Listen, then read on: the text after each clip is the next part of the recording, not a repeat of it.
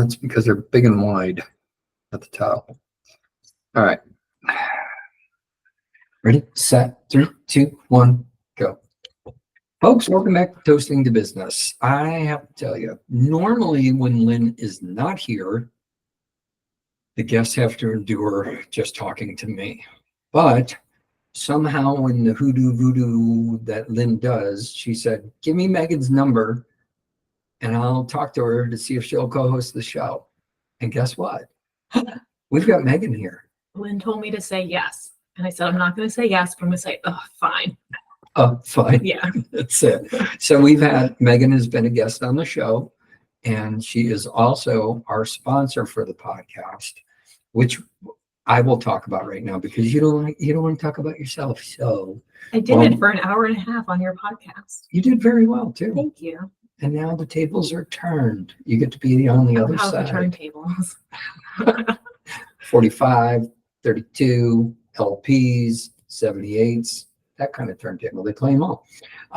So let's talk about Perspectiv. So Perspectiv without an E.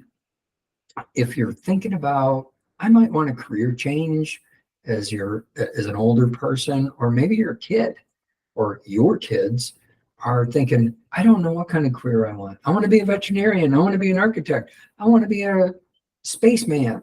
Who knows?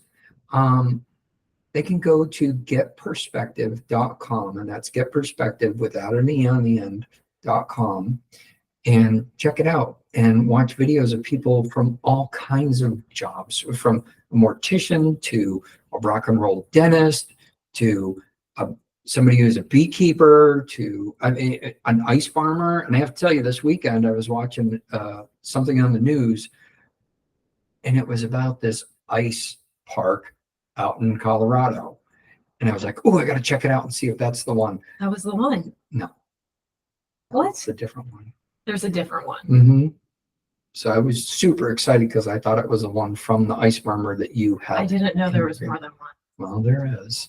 I'll tell you about it later. But anyway, so if you're thinking about anything with a career change and want to get a little peek into what they do on a daily basis or the type of people you might be working around, go check out getperspectiv.com, and that's Get Perspectiv without an E, and the company is Perspectiv. And not only that, for sponsoring the show, Megan makes us wonderful cocktails every week or every other week. I worked really hard today. She brought us wine. She's like, since I'm co-hosting, we better keep it on a little lower level. So how about wine? And I said, sounds great. Sounds great. So we'll put it in the show notes. If you're interested, there's a discount code in there. Check it out. Are you ready? I'm ready. It's time. Okay. Do you know who our guest is today? Yeah, Robert. Robert who? Brill. Fantastic. And he's amazing. I already love him. He looks exactly like two people that I really like. Who? Oh, thank you. Who are they? Can't tell you. Why? Can't tell you. Can you tell me after the show? Yes. Okay. Okay. All right. Now on the air. So Robert, welcome. You and I chatted a while back to be on the, I don't know if you reached out to me or I reached out to you, but one way or the other, here we are today. It's fantastic. Your beard is a hell of a lot better than mine. I have to tell you that. Your beard looks great. Well, thank you. Thank you. That's because you can see it from a distance. I was going to say. Yeah. It's not as see it from here. filled in as yours is. So sometimes I let it go a little too far and my wife gets on me about that. Yeah. You go for that big old beer snob beard, you know. Yeah. But we're not here to talk about beards. We're here to talk to you about, you pontificated on a numerous amount of topics that, okay, I could talk about all these kind of things, from bootstrapping your company to guiding entrepreneurs from the beginning of their career to media, which is your specialty, right? Mm-hmm. So let's start there. Let's start with, you have a media company that's been around for quite a while, and I could see in the background, I like how you have it Inc. 5000. Mm-hmm. Why is that on the wall? We were ranked as one of the fastest growing private companies in America 4 years in a row. And we need it for credibility.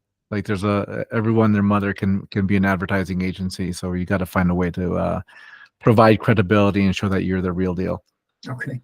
How did you differentiate yourself from all these others to make it into the top 5,000? And what do you do differently there? Before we go any further, I want to say I love this website, Perspectiv, right? Getperspective.com. I love the Yeah. space theme and the colors.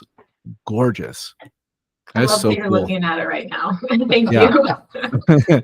Yeah, it's really very clear on what you're trying to accomplish here. It's very cool. Thank you. Let's see. So, how do we differentiate? So I started the business in 2013 and I didn't know how to sell. And I also didn't know that becoming a business owner is such a full contact sport. And so it's painful sometimes. Yeah. And how do we differentiate? We just do good work. We hire senior people. The people in our business, they've been in the business for 7 to 20 years, which is a lifetime in the advertising space. We age in dog years. And so we hire the people. We have really great standard operating procedures. That has been a really massive unlock for us, but that's more of an internal unlock. An external unlock is that, and when we think about the big advertising agencies, there's Universal McCann and Starcom, Publicis, WPP, Group M. They typically offer access to all the major and minor platforms that exist. So from television, print, and radio to Meta, Google, TikTok.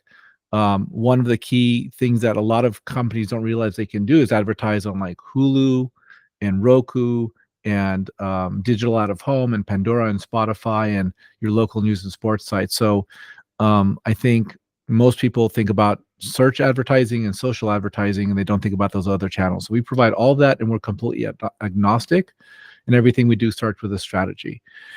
What we really do well is the fundamentals, because once you understand how to use these platforms for growth, you can really market every business. Oh, am I stalling there? You're good. You're good. You can market every business. And the reason for that is because you have to understand the way the algorithms work, the way creative is routed across these different platforms. And once you know how it works, you can deploy it for selling e-commerce honey and collagen, to helping governments ensure that people don't get tuberculosis, to opening movies, to real estate, to home services. The fundamentals are what drives the business success. Well, the easiest way not to get tuberculosis would be don't read a Salinger book. Because, sorry, you guys can research that question. Probably went over. I don't even know what you're talking about, but just the J.D. look on your Salinger, face. Catcher in the Rye. So J.D. Salinger in all of his books, somebody always had Tuberculosis and TB. Oh, Got it. remember that. Yeah. So, sorry, you guys are a lot younger than I am. Anyway, I read it. Yeah, same. I don't remember the TB though. Okay, I have a question. May I ask a question? you don't have to raise your Please. hand. Yes, Okay. go. I want to back all the way up because I looked at your website and it looks amazing, but I kind of just want, and maybe for the audience as well, like, what do you do and why did you start your company? What's the name of his business? Okay, 100%. Yeah. It's Brill Media, right? Brill Media. Did we get it correct? Okay. So the key thing on our website, and I know that I'm working with someone and they did usability testing, and like 25% of the people who came to our website and understand what we do. Partially because we're targeting people who are solution aware. So solution aware is this idea that we're targeting people who understand what advertising is, who understand what media buying is in relation to advertising, and who have an agency and who need outsourced services. So let's talk about that. When we talk about advertising, we're saying you're spending money to deliver a message. That's what the sponsorship that you're doing is a form of advertising right now. When you pay $100 to deliver a message on Meta, or you spend $500 to buy video ads on Hulu, by definition, because you're spending money to deliver the message, that's advertising. If you're posting on social, or you're doing search engine optimization, or you're trying to get press in a publication, that is marketing, not advertising. So we're fundamentally in the advertising space. Drill down even further. When you think about advertising, there's two main roles. There's the creative people, the people who come up with phrases like "just do it," and they come up with the visuals, they film commercials, all that. But none of that ever gets seen if you don't have what we do, which is media buying. We know how to get your commercial or your ad seen by millions of people so they buy stuff from you. That's So good. Let me ask you this really quick. When you're talking about media buying, do you have, because I know way back in the day when I was working for a company and we were doing our advertising, we would use, when we used an agency to help us, they're like, yeah, we've got special pricing. Like if I went to, like you said, if I came to you and said, Robert, I'm going to go with Hulu, Hulu's going to charge me $800 per ad. And you're like, listen, we already have a media package with them. So the ads are only going to cost you 500. Is that something that you guys, do you have these partnerships? So you have a larger packaging and say, listen, I'm going to run 1,000 ads through you guys. That's why I can get the $500 a piece. Is that how it works? yeah, it's not so much of that anymore. I mean, if you're spending tens of millions of dollars a year in advertising, the advertiser can negotiate for those discounts. If you're spending hundreds of millions of dollars a year in advertising, the agency will negotiate for those discounts. We're not doing that. What we're doing is we understand, like, we're going to be like if you have $1,000 to spend on Meta advertising, we will be far more effective than the average person because we just know how to make Meta work to drive sales. So that's the value that we bring. It's not that we're getting better rates. It's that we're getting the rates that you should get because we're experts at extracting value out of Meta. So you'll take any client, well, let me rephrase this. Any client will pay. Well, I guess, is there like a certain client that you're going after? Like if a small startup had $1,000, would you accept them as a client, or are you looking for people that have more money typically? No, we would accept that. I can milk enough goats to get $1,000. Huh? I can milk enough goats to get $1,000. You can. That's just going to be her new career. She wants to be a goat milker. That's cool. Don't ask why. It seems like it's closer to nature than sitting in front of a computer all day. That's exactly why I was looking into farming jobs for like the weekend so I can supplement my business. And yeah, I mean, the thing that there, different agencies have different, minimums. Our minimum ebbs and flows. We're open to smaller businesses. So we're doing, if you can pay us a fee of $500 a month and then add $500 to $1,000 of advertising spend to that, we'll take the business and we'll run it. It'll be far more effective than when you boost posts on Facebook. Dramatically. amazing. The answer, both parts. Was there another part of that question that we forgot? No, I think it was just about goat milking. Go. I think that was it. My connection's weird. I'm going to change my connection.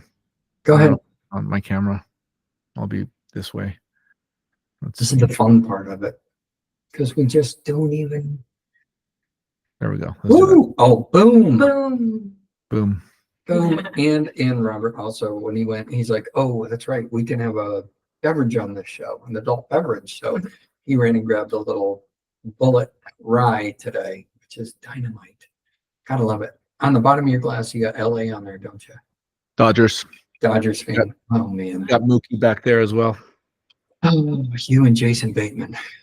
Yeah, I've seen him at some games. Tell him I said hi the next time you see him. But I think he's great. He's a great actor. I really enjoy watching him, whatever he does. I know. He's just he's just like, this is me. This is who you're gonna get. Right. But anyway, so I want to go, and when Meagan said, let's go way back. Well, I want to go back way further. When you started the business, you said there's a lot of, you didn't realize how it was like physical contact, when you start your business. And I mean, we've all wound up, metaphorically speaking, crying in the corner at the end of a day when you. I've done that, not metaphorically, but yes. You do that in the car when you're listening to your podcast. Yes, So, that is true. but it's, I mean, yeah, we've all done it regardless. But you said you didn't know anything about sales, and it's like, well, you have a business that focuses on sales. So No, that's a fast learning curve. I have a business that focuses on marketing, which is dramatically different.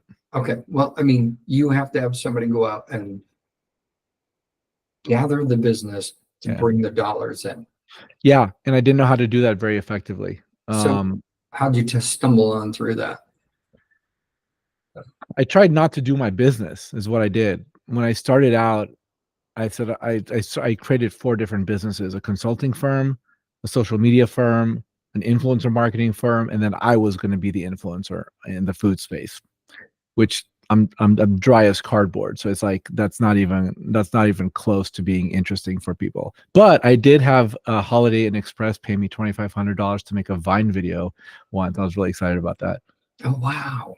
That's Yeah. fun. That's Is awesome. Vine still out there? No, it's gone. But Okay. Elon is thinking about bringing it back, especially in light of the newly signed TikTok ban, which has a year to come to Right. fruition. Yeah, but that's a whole different story. I think that would be better, honestly. It's like I was talking to side note, I was talking to somebody this weekend about that, and they're like, what if it goes away and nobody buys it? And I'm like, I don't know if you want to buy that business. It's probably cheaper and easier. And they go, yeah, but all the members, and I'm like, you shut down the US, they will flock overnight to somewhere else where they could do the exact same thing. So I think that's a Yeah. huge thing. But anyway, you were Yeah. saying you were doing food media reviews. Yeah, it just, what I stumbled on is I stumbled into a client that was really cool, but like I didn't know how to sell, so I tried everything else I didn't know that I didn't really have a competitive advantage in. Mhm. But the thing I'd been doing for 10 years was working in corporate media buying for like Sony, Disney, Toshiba, PetSmart, ConocoPhillips, Bacardi. So I knew how to spend money to drive business results. I just didn't know how to sell that capability in. So I had the practitioner knowledge.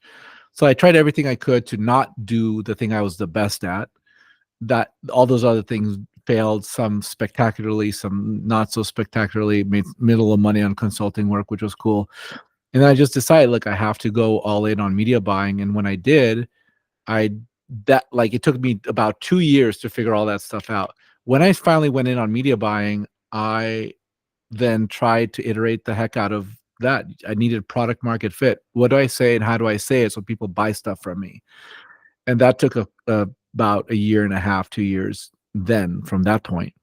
And what I ultimately realized is I had to leverage the power of relationships. And you know I knew enough people that had a ton of experience, far more experience than I had. And I told them, look, you get me in the door, I'll pay you. And I got into enough doors and shared enough of my revenue with these people so that it was worth their while. And that's why I started getting business. I got business off of relationships. You like that? Yeah, Relationships. that's awesome. You build relationships. Nobody's giving me money though. You're slow rolling your relationships. So, that's good. So you got in the door, all of a sudden it's like, okay, I got this stuff. Did you understand? I mean, there's so much when it comes to advertising, and you just like spewed out a ton of things. So, I mean, all the different platforms. And back when you started, there was still, and I'm not saying print isn't effective for friends of mine who are in the print industry. Yeah. Yours is, but that's probably more local targeting. And, there are national magazines, but print, television, oh gosh, radio, now streaming services, everything else from audio streaming to video streaming services, like you said, Hulu, could be YouTube. I mean, that is a lot to learn. And which one do you think was the easiest entry point, and which one was the most difficult to grasp? And yeah. So, when I started getting business, I was doing everything. I was managing clients, I was buying the advertising campaigns, I was optimizing them, I was cashing the checks, I was doing the accounting. So the thing I was best at, there's a platform called the Trade Desk, which is a platform that enterprise advertisers use. It's a public company. It's like when you buy ads on Facebook, it's like that, but you can buy ads on like the LA Times, Yahoo, local news and sports, just anywhere you see ads outside of search and social platforms, you'll see those banner ads on the side, you'll see video ads, etc. So I knew how to do that the most effectively. And so that's what I sold. I sold hyper local advertising, this idea that you can target a location with ads and serve up ads to people based on where they are in the physical world. So for example, that was like, 10,000 people in a month go to a Walmart. I can serve ads to their mobile device because I know you walked into a Walmart. Or you walk into a yoga studio, I'm interested in serving you an ad because I'm selling you some healthy green shake or whatever the case is. So that hyper local targeting resonated for like restaurants, yoga studios, those types of things.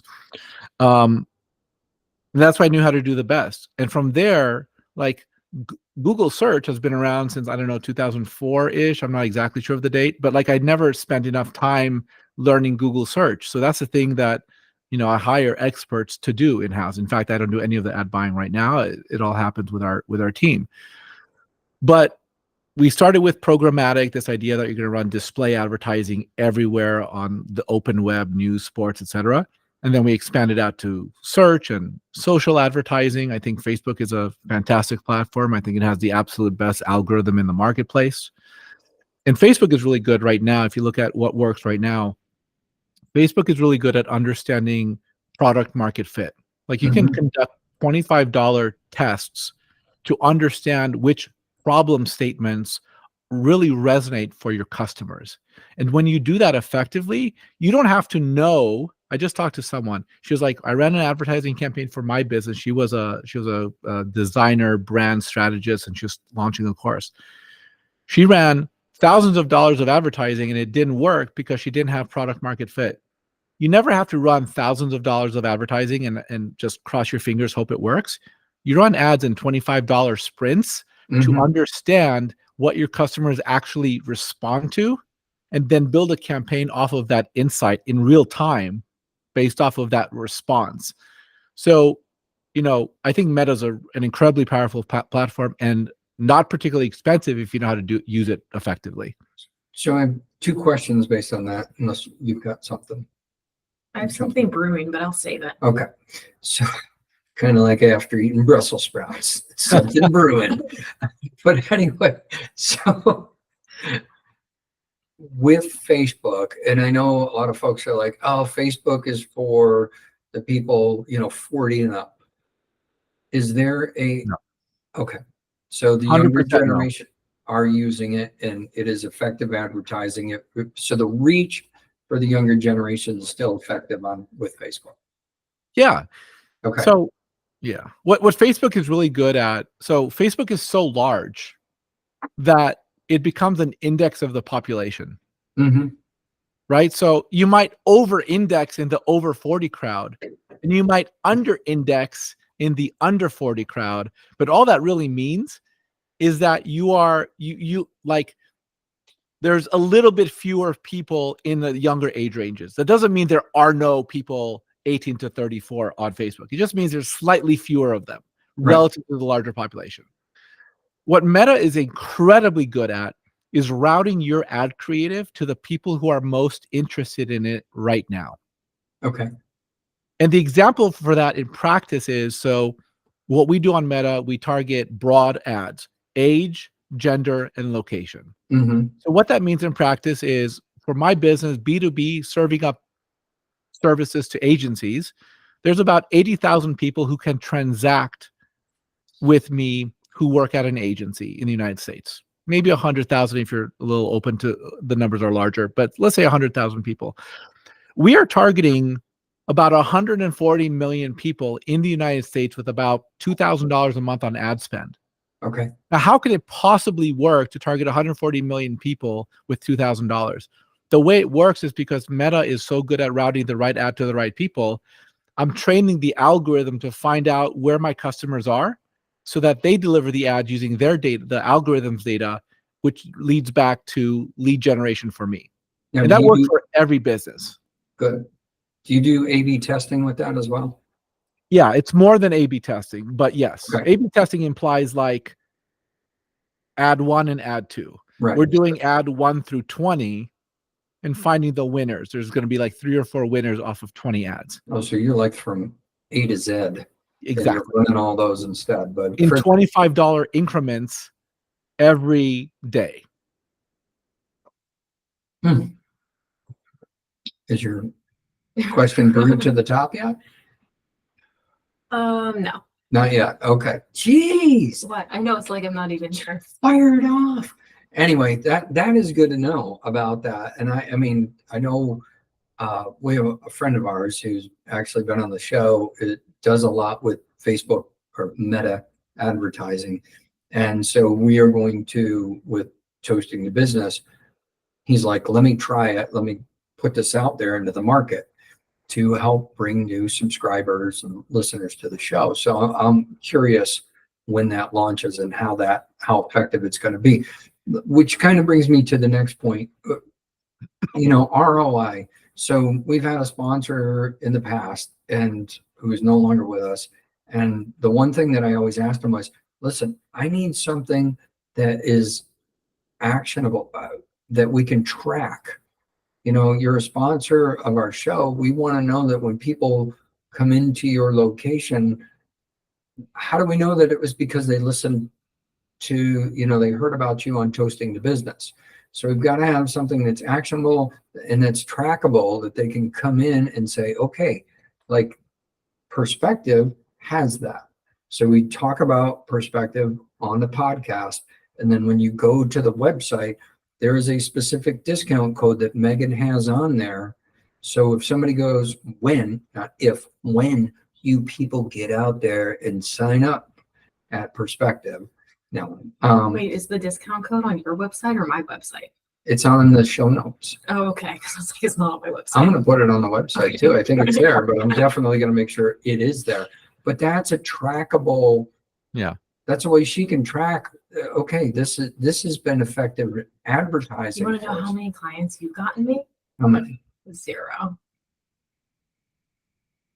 Okay, I'll be over here. So far.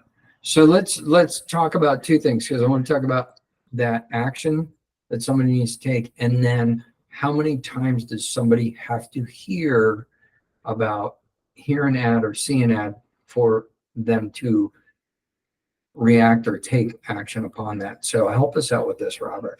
Low end 30, high end hundreds. The minimum times that somebody need to hear or see At scale, yes. ad, 30 to 100 times. So give me a damn break. I know. Meagan, This is all like right? number 3 time. Yeah. Okay. Well, so here's the thing, Meagan, what you should be doing, I mean, do you have retargeting in place right now? Do you know what retargeting is? No. Okay, so retargeting is when I see the ad, when I go to your page. Help me, Robert, but this isn't about me. But yes, use this as an example. It's about all of us. We're all here to help. When I go to your page, you should be giving me an ad when I visit Yahoo or ESPN or something. That's the point. Okay. Because you need that frequency in order for people to start to connect. Because you have like 3 or 4 seconds. Like here's a couple of things that are going to be relevant for you. Sorry, I'm trying to get my screen back where I can see it. There's a couple of things that are going to be relevant. Number one, that retargeting. Your ad should follow me everywhere I go for a certain period of time. And how long that time is dependent upon what your data says is your average conversion time. When do people sign up? The second thing you should be doing is capturing email addresses as much as possible in different environments. Third thing you should be doing is looking at, there's tool, Mouseflow, Hotjar, Microsoft Clarity is free, which we're using, where you can look at where people spend their time on your website based on where they click. Because you want to understand if the page that people are going to on your website, is it compelling? Like, I'm not saying it's not. It's visually appealing, certainly. I'm also a space and sci-fi person, so you totally have the aesthetic that is aligned for what I'm talking about, what I'm interested in, right? But you want to be testing landing pages. Landing pages are places for you to test different visuals and different animations and different text, doing it with A/B testing through like Unbounce, for example, where one person goes to the page, they say page A, and then you go to the next page, a different person comes to the page, they see page B. And then you test which one submits their email address, which one buys. So you're constantly looking at these micro tests to understand what your optimized funnel looks like. Okay. So it's interesting that it just so happened that I ended up co-hosting this podcast because I just learned the term media buying probably 2 weeks ago. Yeah. We're in the process of building a B2C funnel. And we have one ad, we have two versions of the same ad that we're going to A/B test. And it's interesting because I actually, before this podcast, I sent an audio message to this guy I'm working with. I was like, we might end up hiring these people. I need to tell you all about this. Nice. But this is actually the question that was brewing. Back to like what you guys do. What does the process look like when a client hires you? Like, who creates the ads? Who creates the landing pages? Like, does the client do all of that? Does your team do that? Yeah. The short answer is yes. The answer is, if we work, a lot of our clients are going to be creative shops. So they're going to be the people who have the relationship and they want to build the ads. If we go directly to an advertiser, we'll build the ads for them, unless they want to build the ads themselves. Like, it's completely flexible, right? The thing we do the best is ad buying. We know how to get in front of the right people so they buy stuff from you. Beyond that, it's advisable, if you don't have a creative shop, et cetera, for us to do the ads, because we can cycle through those creative tests. And so fundamentally, we have a strategy conversation where we talk about, okay, what works and what doesn't. Then we put together a proposal and we say, hey, we're going to spend, $1,000 a month on ads, and we're going to charge you $500. And here's what we're going to do for that $1,000. It's imperative for you to understand what we're doing for your business. The more you understand what we're doing for you, frankly, selfishly, the better it is for us, because we do a lot of work. We get good results, and the more you understand, the better it is. So we're very much on the transparency side. You're going to get a dashboard that shows you everything that's going on with your advertising data, so that you understand which creative executions are performing, which problem statements are much more interesting than others. Because we want you to also learn these things, because it'll help you be a better business. Like, if you understand that there's a problem statement that really resonates with your customers far more effectively than everyone, you might reorient your entire business around that problem statement if you get enough feedback over the next 6 to 12 months that your positioning needs to be different. So you get a dedicated account person, and that account person is going to be your advocate inside Brill Media, so that you can understand the process, the flow, and work with our buyers. And then we'll get on calls weekly, monthly, whatever you're interested in. And we're going to be the leaders in the room. What I think most agencies fail on is they let their clients dictate what will happen on the campaign. We have to be the leaders in the room, because we're the ones who understand the nuances of these platforms. And the more that we can be the leaders in the room, the more you can see the effectiveness of the work that we're doing, and we can lead the process. But at the end of the day, everything we do is collaborative, right? Like, we're not just going to be off in a corner doing something. It's like, we need your feedback to understand what's working, what's not. We need the data to tell us information. We need our buyers to dive in. We need the dashboard to kind of provide insight. So all of that stuff rolled up together turns into a winning campaign and partnership. I think He's hired. he's tired. I just need to find some goats to milk. There you go. I like what you said when you were talking about finding that message that resonates with your audience or your potential customers. So I'm coming into, like, with my co-working office, we're getting to the end of the school year, and folks who have been comfortable working at home, it's summertime. Now the kids are home, and they're going to be knocking on the door saying, I need this. Can I have a snack? Can I do that? And it's like, so now this is when my advertising again will start up, as far as need somewhere to work in the summertime while your kids are banging on the door, or this, that, or the other thing, or you have relatives coming to visit for 2 weeks during the summer, and you can't get out of you need to get out of the house so you can get your job done. So I understand that. When you mentioned finding that right problem or issue or whatever that your buyer, that the potential client has. We all think that it's certain things. You think, Meagan, with your business, what is the issue that you're assuming grabs a person's attention and draws them into your website?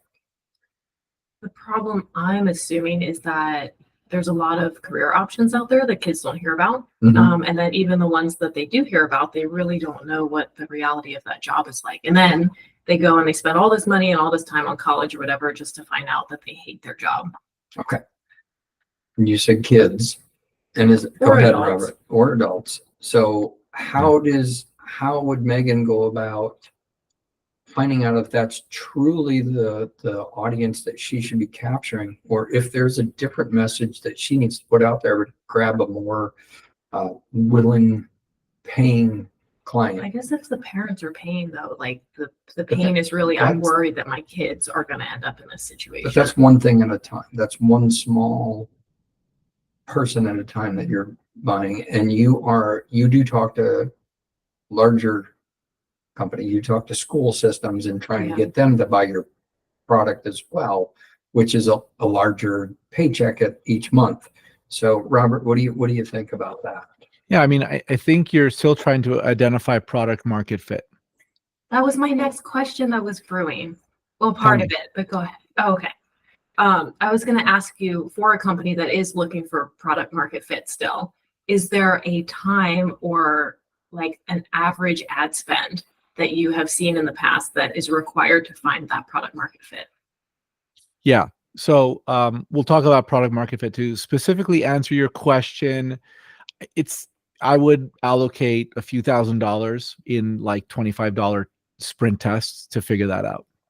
Like I'd allocate $1,500 or $2,000 over the course of a few months to cycle through this test enough times so that you can hone in on the details. Because when you look at an ad on Facebook, right, because this is all organized into an ad on Facebook, there's three main components for an ad on Facebook. It's the primary text at the top, it's the image or video in the middle, and it's the headline at the bottom. You also have the call to action, but research is saying that that's not as critical to the effect of the campaign or the ad. So these sprint tests are really telling you like what's the problem statement, and then that problem statement can become the primary text at the top. Then what's the headline that solves for that problem statement? That becomes the text at the bottom. And then what image goes with those two things that kind of brings the ad all together visually. And then when you build people that ad and you drive them to a landing page, what language in the landing page is going to be particularly relevant to those people? And by the way, the winners of your sprint tests become the landing page copy points. He is smart. I know, he's so You smart. You don't thank you, I appreciate that. You don't have to figure these things out. You don't have to guess. You're not testing 2 ads, you're testing probably thousands of ads. You need to do it rapidly and cheaply in order for it to be effective. So you're allocating $1,500 to $2,000 in ad spend to kind of like cycle through all these processes effectively. When you're talking about product market fit, you know, there's no Caribbean fast food places in Los Angeles. No one wants that. No one wants Caribbean fast food. I would 100% eat it because I'm a foodie. I would too, Right, but like yeah. the oxtail's just been sitting, like you're just gonna scoop it out. It's not like it's cooked on the spot, you know? The taste is weird, right? I think for a lot of people, not for me, I'm down for it. But I think as a mass group of people, the market has said that we're not interested in Caribbean fast food. That's too bad. So Yeah. there's a great product, but there's no market. So you have to believe you have a great product. So how do you talk about yourself in a way that's going to be effective, that's going to drive your business? And who do you talk to, and how do you charge for your business? So in your situation, you're looking at education groups, you're talking to parents, you're possibly talking to college age kids who are looking for information. Mhm. you've got a lot of decisions to make, and testing can help you drive that. And the way you understand this all starts with the problem statement. The way you understand the problem statement is you go to Reddit. Just go to Reddit and look for people talking about challenges they're facing in relation to what you have to sell. Like, so for me, and if you have customers, then you talk to your customers or your sales calls. I'm listening to my sales calls. I have a conversation with someone on LinkedIn and they say something like, boy, ad buying is just not for me. Every time I try to do it, I fail at it. Okay, that's an ad. That's a problem statement that I'm going to test, because I want language that is being told in a person's actual language. I tested ChatGPT language and it doesn't do as well. It doesn't meet the standard for success. But language from my sales calls and language from Reddit, in the Facebook ads subreddit or the digital advertising subreddit or the agency subreddit or the marketing subreddit, all of those are gold mines of information that I can mine for language that expresses problems that my business solves for. And that's where you start trying to achieve product market fit. The more we talk to them, the more it's like, why would you even try to do this yourself? Yeah, I would never. I have a question. Yeah. How'd you get so smart? I'm not particularly smart. I'm just really good at one thing in my life. I'm actually quite like mediocre in so much of my life. Just ask my wife. Like, I don't know how to use a hammer. She reminds me. No, my wife is amazing. She's not an official owner of the business, but in terms of advice, support, knowledge, insight, just life experience, my wife knows what's up. And I'm not particularly that smart. I just get good advice from my wife. That's the best answer, probably. That's the way to stay out of the doghouse. Yeah. And one day when he ups up just a little bit, he'd be like, "Hey, honey, go back and listen to the Toasting the Business podcast." And this is where she'll be like, "All right, you get a get out of jail free card today for that one, Robert. Thank you." It's the truth. It's the truth. Holy cow. You mentioned, we've talked a lot about Meta and Facebook, and it seems to be, I'm sure you are extremely good in that area. What other media sources that are out there, social media sources, I don't know the best way to describe it, what other platforms have you found to be really effective in the past couple of years for somebody to put their, or for you, when somebody comes to you to like for their ad spend?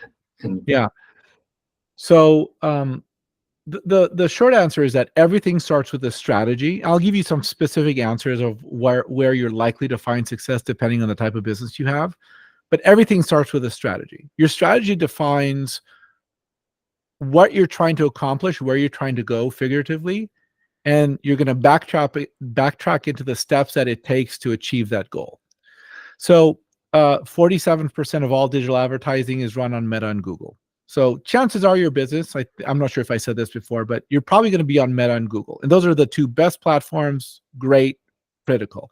If you're a flower shop and you want to know where your customers are, well, they're searching for flower shops near me in Google, and your ad should be there.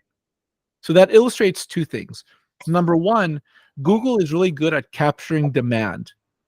People will tell Google exactly what they need right now, and you can solve for that demand if you're the type of business that solves for that. When you go to white label media buying, our ad shows up. So Google is really good for capturing that lower funnel, like people need something right now that you can solve for. So chances are you should be on Google. Meta is really good for generating interest and awareness that turns into sales because the algorithm is really powerful. Now, if you're a business that serves people under 40, you're going to do really well on TikTok, especially direct to consumer. Not to say that over 40 or B2B doesn't work on TikTok, because we are on TikTok. We do B2B advertising and it works. It's just like the sweet spot for TikTok is under 40 e-commerce.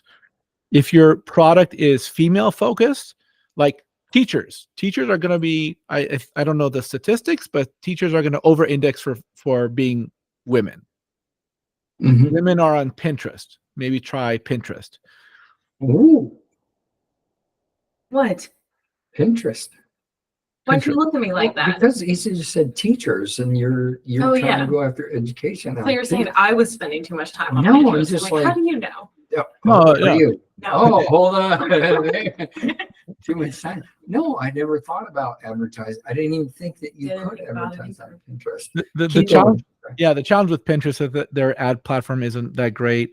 If you're in tech, technology, so tech, politics, business, entrepreneurship, marketing, X is a good platform. But again, their ad platform is not really that great. So it's kind of challenging.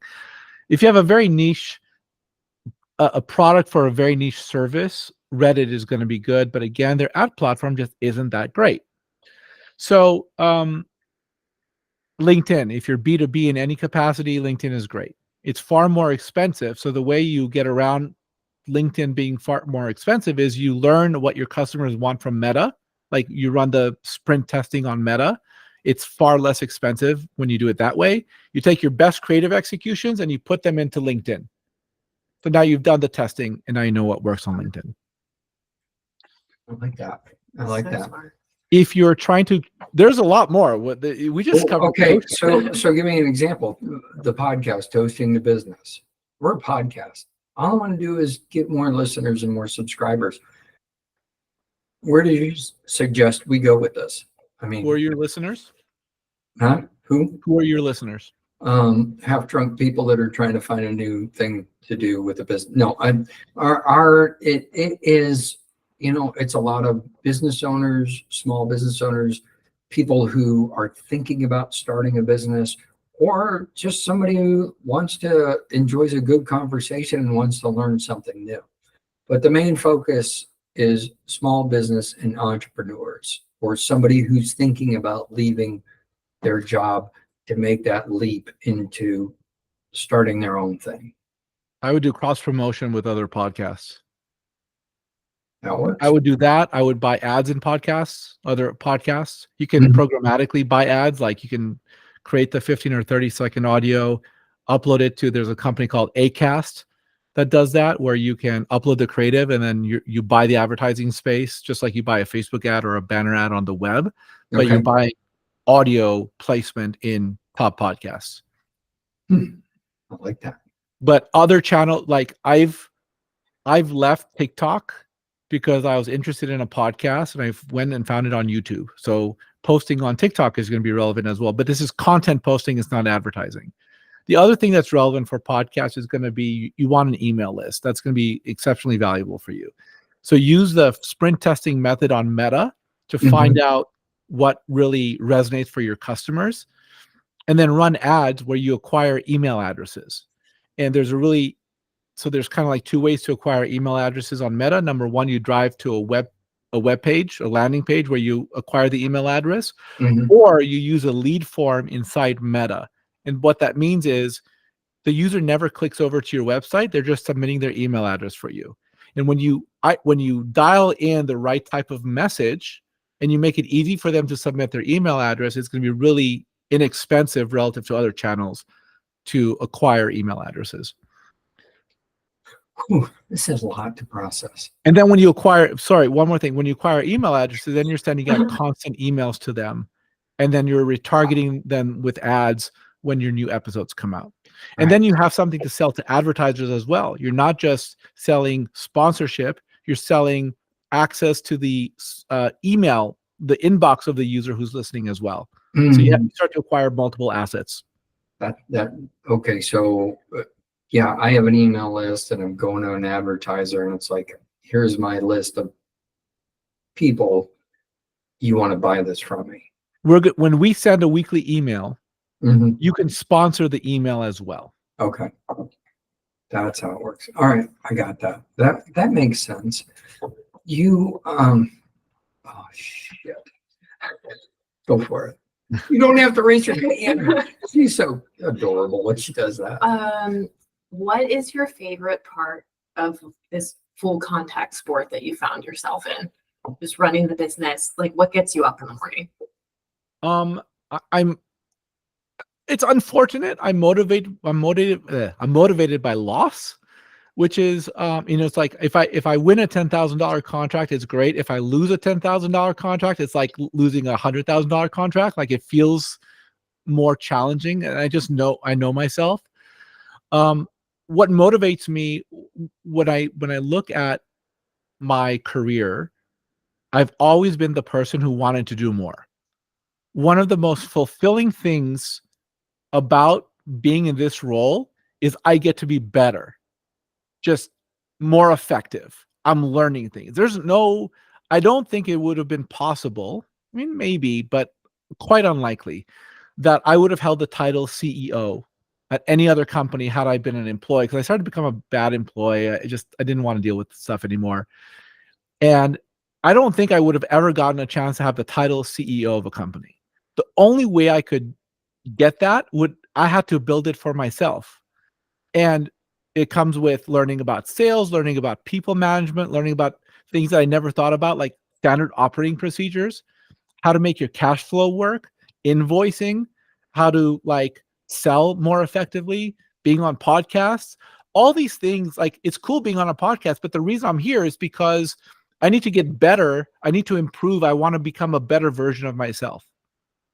And so for the last decade, I've played with real money. The chips are on the table. Either I win or I fail. And if I fail, there are real repercussions, to become a better version of myself professionally, become a better advertiser, a better business person, a better communicator, a better leader of people, a better husband, a better father to my child. That's what motivates me. I like the game. The game is fun for me. Even if I'm losing, the game is fun for me. Did you know your wife before you started the business? Were you guys together or after? By like 9 months. So you knew her 9 months before? Yes, we met on Match.com, and I was still employed at another company, and then within the year I had started my business. So when you told her, you had this light bulb moment. It's like, I'm making the leap. I'm going out and doing my own thing. And you tell her about this. What was her reaction? She believed in me. Good. She saw it. That's why she saw it better than I saw it. My wife. Huh? My wife is amazing. So I love his wife. Already. That's good. And did you, I mean, at least at that point in time, 9 months into the relationship, there's no financial obligation. You're not supporting her 9 months into your relationship. So it's like, yeah, go for it. I think it's a great thing because, I knew early on she was the one, though. I knew early on she was the one. It took me a while to get. Yeah, like I knew early on, but I was scared to admit it. And so we were playing for keeps. Like we were making real decisions. There was one point where I interviewed for a job with Anheuser-Busch, and I was like, "Babe, let's move to St. Louis." And she's like, "Okay." Like, all right. Wah, Cool. wah, wah. Yeah, like that was never in her life plan. And luckily, I didn't get the job. That's good that she's always been there to support you. I'm sure she's a really good sounding board and vice She's versa. incredible. She's an absolutely incredible human being. You need to have somebody in your corner like that. You got to have your Mick, from Rocky. Cut it, Mick, cut it. I mean, he tells him to go chase the damn chicken around the alleyway, but there's a purpose for it. And always supportive, maybe not in a way you understand it, but they're always there for you. And that's fantastic. Oh my goodness. So I have I want to go back to something you were talking about before with email campaigning. And I'd like to know, because there's so many out there. You've got Constant Contact, you have MailChimp, you have, I don't even know what, which people can do on their own. Which one do you find to be most effective for folks? Like if you were to recommend something like, hey, I know you don't have $500 a month right now, but you can at least do this part. Do you find one that's more effective than the other, or are there, how many emails should you send somebody a month? And I don't want to use the word bombard, but some companies just bombard you with it. But what's an effective frequency to be in front of that person on email campaign if you choose to do so? So I'm not an expert with email marketing. What I'll tell you is that there's kind of like two types of email marketing. There's sending cold emails to people who never sign up for your list, and you run the risk of running afoul of legal precedent and issues. You also can get your domain kind of like marked as a junk domain, and then your normal business emails never go out. Let's not do that. Well, but there's value in both of them. We're actually Okay. embarking on that right now, and we've gotten a valuable client out of that, which an initiative we did a few years ago for ourselves. So there's that cold email progress or work, and then there's the warm email, like someone who voluntarily signs up for your information and they get emails. Look, I'm a fan of more is better, and I'll tell you why. Like, if you don't like what I'm sending you, get off the email list. You can unsubscribe. But that's the thing, okay? And there are standards with that. There are things that if you click to unsubscribe, they have so many days to remove you. And then, you know what? Damn it. I still get a freaking email from them after I've unsubscribed. And that's what gets annoying. And I know I can report them to Federal Trade Commission or somebody along that lines to let them know that they've exceeded the guidelines, and hopefully one day they'll get in trouble. But they continue to do that, or the next thing you know, all of a sudden something new, you unsubscribe from one, and lo and behold, you get a new email from somebody else that's similar to the previous one. So it's kind of annoying. Well, sorry, I'm just airing it out. Nothing against you, but so I'm not an advocate for sending people emails after they've unsubscribed. Your email system should be taking them off the list. There are certainly bad actors who purposely obfuscate things and make it so that you can't really unsubscribe. Like that I'm not advocating for that at all. Like, we use HubSpot, and if you unsubscribe from HubSpot, like, you're not getting our emails. You're not. It's just no longer a thing. You're not getting marketing emails. So use HubSpot, and it takes care of it for you. Good. And probably MailChimp and Constant Contact do the same. Okay. So the other part, though, the warm fuzzy emails that you're sending based off of the people that are like, yeah, I'll receive your emails. That's good. How do you differentiate between the two types of emails that you send somebody? Because this is more, again, when we were talking about the difference of, well, for you, A to Z testing, but just A/B testing. I mean, if I'm sending a cold email to somebody who I have no idea, or a warm email, what do you want that little bit of content? Because they're only going to scroll down so far, right? It's like, I'm not going to read this whole damn page. I'm going to read that first little bit, 3 to 5 lines maybe, and then I'm done. So if you don't have something to say right there, because I'm not scrolling on my email, I want to see it right now. I want to know why it's important, right? Yeah. Look, I think when you're sending warm emails, even that, there are distinctions. There's someone who signed up for your email list, and they're gonna receive emails that are kind of like just to take the first step, like set a call with us. Then there's other automated emails like that we've set up. Like, after a person has a call with us, if they were supposed to fill out an advertiser questions form, we send them an email for 4 different emails saying, hey, by the way, just a reminder, fill out the advertiser questions form because we need information so we can put together the proposal for you. So it just automates the manual work we were naturally doing anyway. So there's different types of automation. And I think for you in particular, like, you want to nurture the audience. You don't have anything explicit to sell them. In fact, the opportunity for you to monetize on your podcast is going to be the more people on your list, the better. So it's a different use case. So the use case has to be distinguished between B2B services, podcasting, e-commerce, etc. So how does it work for Megan? I have 3 more questions. Go for it. But we only have 46 seconds left. No, we don't. We're fine. Jeez. Okay. Robert looks like, do you have time to answer Megan's? I can go to a 4. 4 questions. Okay. I can go to 4 o'clock. Please, 4. Okay. 4 o'clock. Or so another 20 minutes. 20 minutes. Oh my gosh. Okay. You got lots of time. Go. Okay. this is like diverting off of what you were just talking about though. So as far as team building, how did you build your team successfully? How did you find the right people? Did you what advice would you have for somebody that's trying to build a team?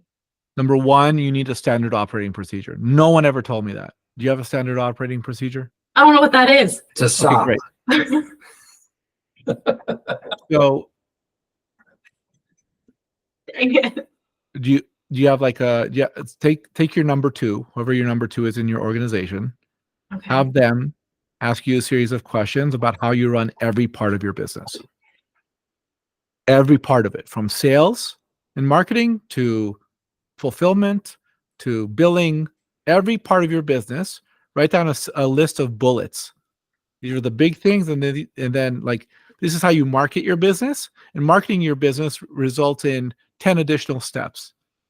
And how do you do 10 of those additional steps? You drill down into as much detail as you possibly can, and then you have people refine and follow that process.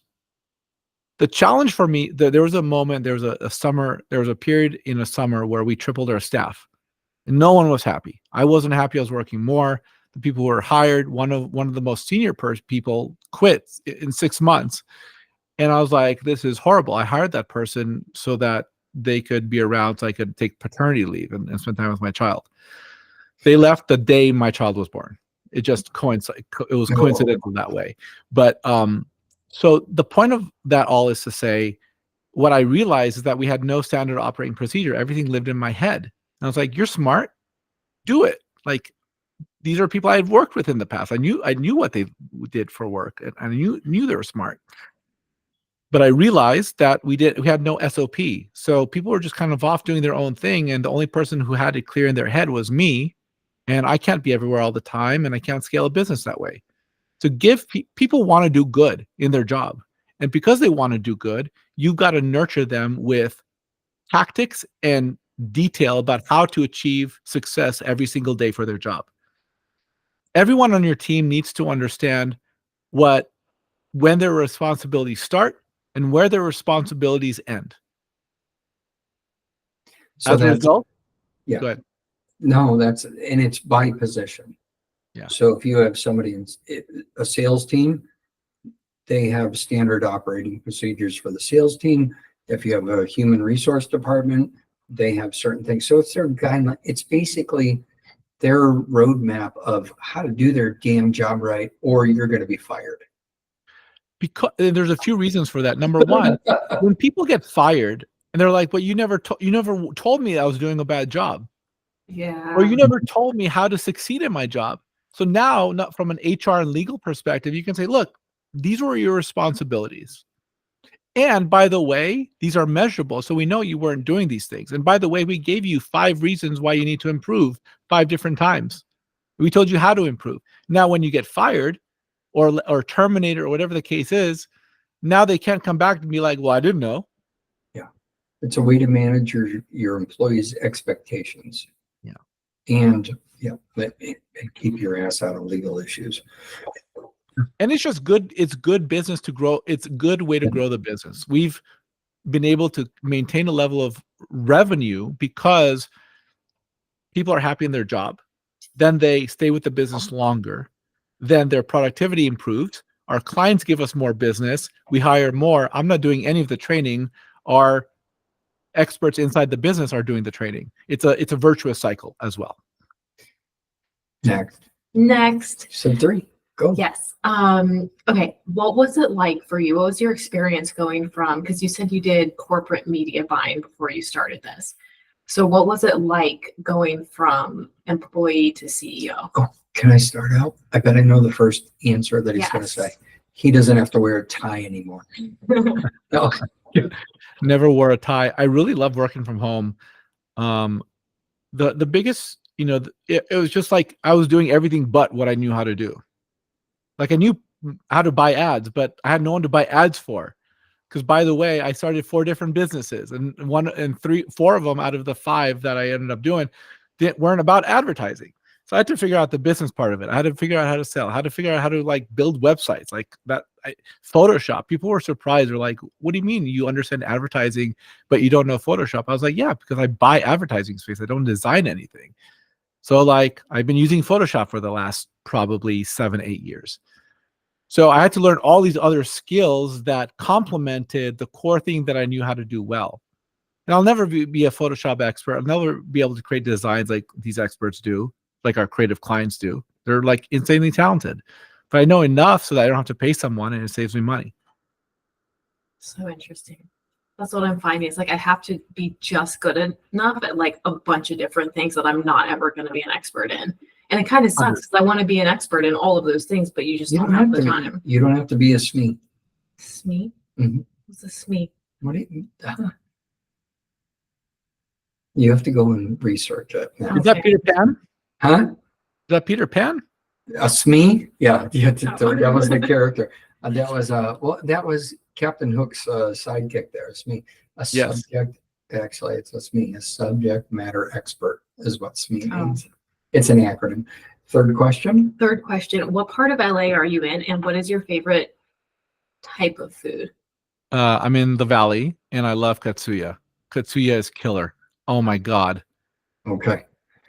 In the Valley, I used to live in Northridge, so Oh, I'm in Lake Balboa. yeah, there were two places in Northridge that I love to go. There was a Euro shop that was like to die for, and then there was a what was it? It was a Korean barbecue with the big old disc, and you grab it and you pick all your ingredients and throw it on there, and they go around twice. Well, they cooked it and flipped it all together and slap it in the bowl, and it was like $5.90. Oh my gosh! I have to tell you about my two favorite places. Yes, And please. they are. So I used to live in Diamond Bar, huge like Asian community. I love that Korean tofu soup. Like I forget what it's called. You know what I'm talking about? No, but I like It's miso like soup. spicy and there's like tofu in it. And anyways, Did your mom make it? no, God damn it! I know. Wrong type of Asian. But anyways, this tofu place. Wait, this is not for kids, right? I can Go say for it. this. You can say whatever you want. Um, You could say that was the best fucking tofu soup oh I've my ever gosh. had. No. Okay. All right, I anyways. said it for you. Okay, thank you. So these two places were literally side by side in Diamond Bar. One was called Dong Tofu. Right beside it was my favorite dim sum spot, and that was called Tasty Box. I swear to God. Tasty Box and And Young Dong. Dong. Yes. The symmetry works. So good. And it crashed in a lake, big lake. So, you have any more questions? You good? I think that was it. All right. I have two final questions for Robert. We're going to end this on this note, Robert, before we let you pander your business.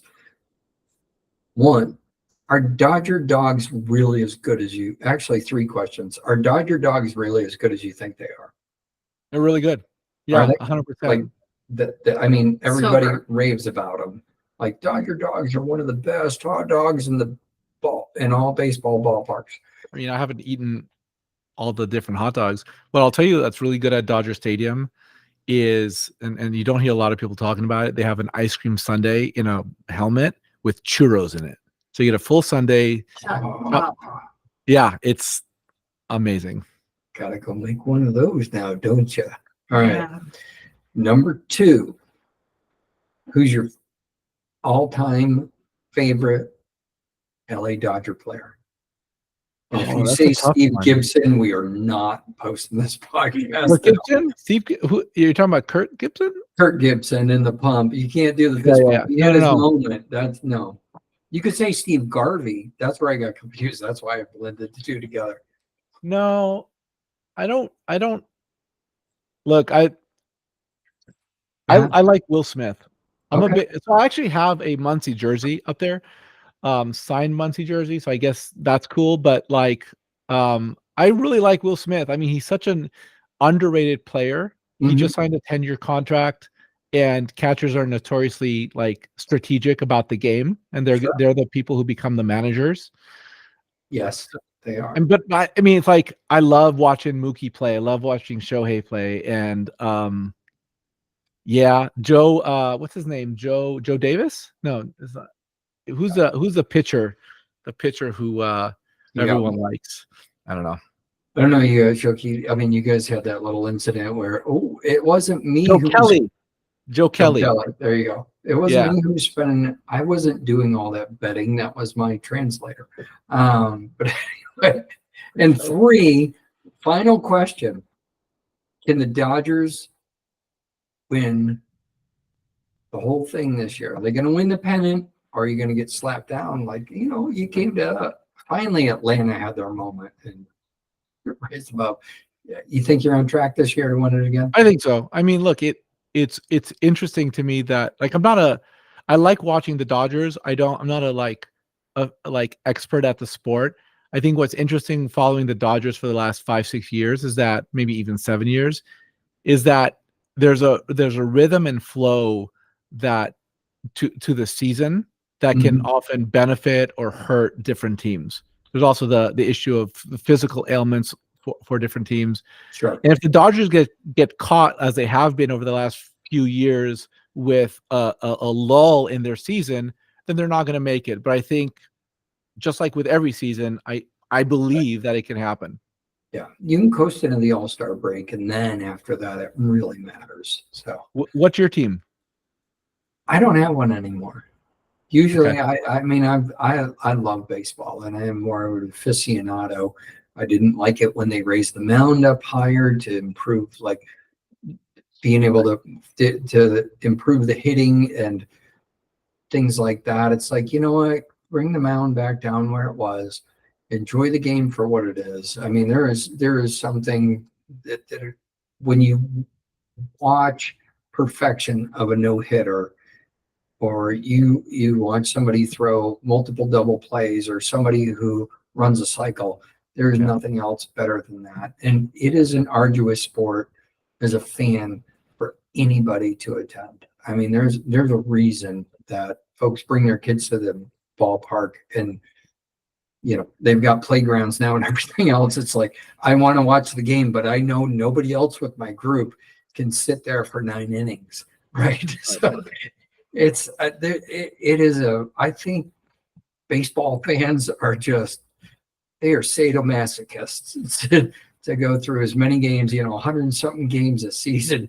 And if you watched everyone, it's like, bless your heart. You got intestinal fortitude.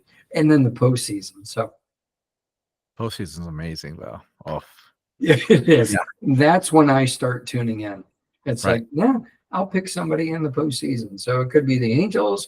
It could be definitely no teams out of Texas, though. We're not giving them credit. Although the Rangers finally wrapped up, they did their job. Enough about that. We've rambled on way too long about nothingness. And here we are, Megan. What'd you think? You did a whole episode. I know. Pretty You great. did good. Thanks, Robert. I'm excited to hire Brill Media. I'm just going to email you and be like, I'm going to let you know that we're on board, and I'll probably never talk to you again because I'm going to talk to one of your people. But it's fine. Oh, well, I'll be involved. Get them involved. Robert, I got to tell you, thank you for being on the podcast. We truly appreciate it. How was your bullet ride there? It was good. I have a sales call in 7 minutes, and I've never been a little toasty on a sales call, so we'll see how that goes. It's been fun and exciting for you. Well, we appreciate you being on the podcast. If somebody is interested in using your services, how do they connect with you? Yeah, go to brillmedia.co, B as in boy, RILL media.co. Click the Start Now button, and you'll be prompted to schedule a call with me, and we can talk about your marketing strategy. Fantastic. And we will put it in our show notes. Robert, thank you again. Perspectiv, without an E, thank you for being the sponsor of our podcast every week. Megan, I have to tell you what, I believed in you, but you probably needed to hear it from Lynn as well, that you could actually be a damn good co-host. And for your first episode, you did a hell of a job. Thank you. You're welcome. I feel like I'm getting roped into something here. I feel like Lynn's going to be absent on future episodes. When she is, you're getting the call to step up. It's like, bring it in the lefty. All right. So anyway, folks, we thank you for always listening. we would appreciate it. I was told by somebody you should ask for a Google review. So I'm going to do that now. If you love our show, please give us a 5-star review. Actually, I don't care. I mean, just give us the best review you feel we truly deserve. I know Robert's cringing right now because we only want 5-star reviews, but I want the truth. Okay. So give us a true review. If you want, give us a 5-star review on Google and then go to our website at toastingthebusiness.com and give me a real review of what you like and don't like. How about that? Does that work, Robert? I love it. All right. Realness is real.